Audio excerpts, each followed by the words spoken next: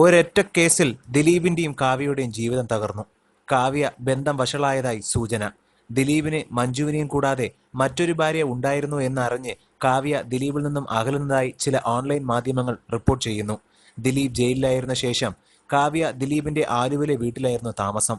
എന്നാൽ ദിലീപിന് കാവ്യയുമായി നടത്തിയത് മൂന്നാം വിവാഹമായിരുന്നു എന്നറിഞ്ഞതു മുതൽ കാവ്യ വെണ്ണലയിലെ സ്വന്തം ഫ്ളാറ്റിലേക്ക് മാറി എന്നാണ് സൂചനകൾ. ദിലീപിന്റെ ആദ്യ വിവാഹത്തെക്കുറിച്ച് കാവ്യമാധവനും മഞ്ജുവിനും അറിയില്ലായിരുന്നു എന്നാണ് റിപ്പോർട്ടുകൾ.